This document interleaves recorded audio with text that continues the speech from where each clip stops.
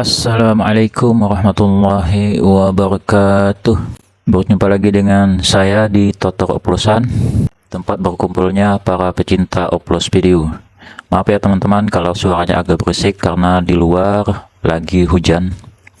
Oke teman-teman, pada kesempatan hari ini kita akan membahas apakah super sub atau saling subscribe itu perlu atau tidak perlu.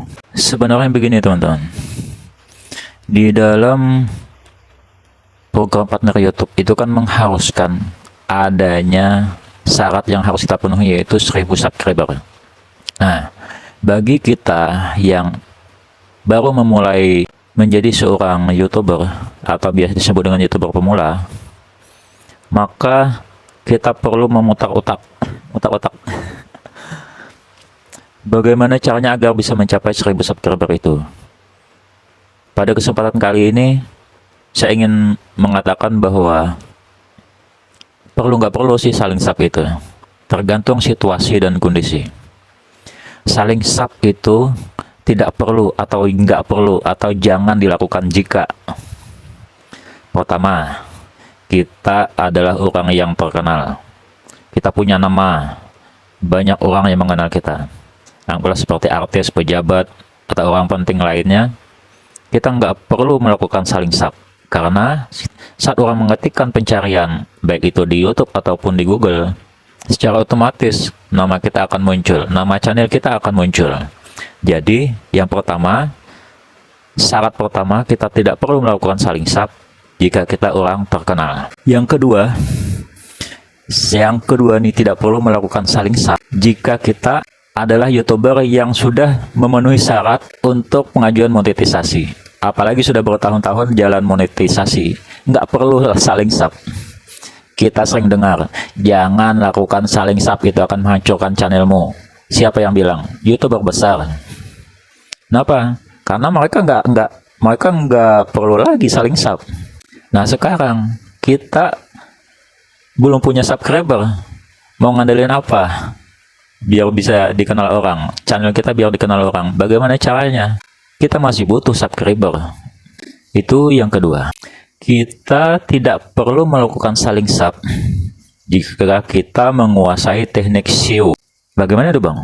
Ya kita tahu bagaimana caranya mendapatkan penonton hanya dengan mengandalkan teknik SEO. Kalau hanya mengandalkan judul dan thumbnail masih kurang.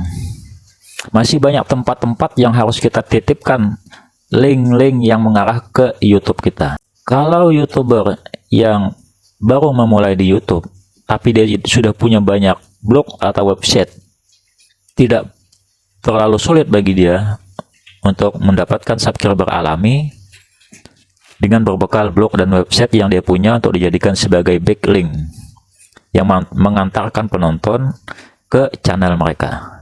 Jadi yang ketiga adalah jika kita adalah seorang yang menguasai teknik SEO, baik itu SEO-nya YouTube maupun SEO-nya blog, maka nggak perlu namanya saling subscribe.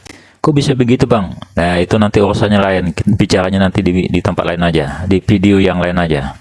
Sekarang kita khusus bicara perlu atau tidaknya melakukan saling subscribe. Yang keempat, jika kita punya keahlian editing dalam video dan menguasai banyak materi tentang sesuatu yang bisa bermanfaat buat orang lain ataupun yang menghibur buat orang lain. Yang nomor 3 dan nomor 4 ini jika digabung menjadi satu, artinya nomor 3 dan nomor 4 ini dimiliki oleh seseorang, maka tanpa saling subscribe pun mereka bisa mendapatkan subscriber alami dengan cepat. Yang ke berapa? 5 apa 6? Berikutnya dah, lupa saya. Yang kelima atau yang keenam, terserah yang keberapa aja. Intinya yang ini, kamu nggak perlu melakukan saling sub meskipun kamu YouTuber pemula. Yang penting kamu cukup rutin upload video jika kamu punya sifat ini, punya sifat munafik. Kok bisa gitu bang? Iya, kan orang munafik itu antara di mulut dan pekerjaannya beda. Dia mencari subscriber di tempat-tempat yang ramai membahas tentang tutorial YouTube dan berkomentar, "Ayo saling subscribe. Mari gotong royong sama-sama. Mari YouTuber pemula semangat kerjasama." Bla bla bla bla, macam-macam. Yang intinya agar orang mensubscribe channel dia. Tapi setelah orang subscribe, dia tidak mensubscribe balik. Karena dia punya prinsip tidak melakukan saling subscribe. Di tempat lain dia teriak, "Mari kerjasama, mari saling bantu." Tapi saat kita cek ke channelnya dia, kebetulan channelnya di setting subscription public, jadi ketahuan dah. Ternyata setelah dicek, cuma satu channel yang dia subscribe. Munafik bukan? Kalau kamu nggak mau saling subscribe dan pingin dapat banyak subscriber, contoh aja yang satu ini. Tapi saya nggak nganjurin ini ya, bahaya. Nggak berkah nanti hasil monetisasinya.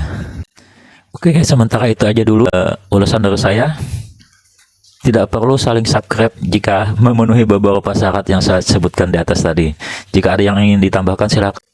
Jangan lupa tekan tombol like-nya, berikan komentar, dan klik subscribe-nya ya. Bunyikan juga loncengnya. Terima kasih. Wassalamualaikum warahmatullahi wabarakatuh.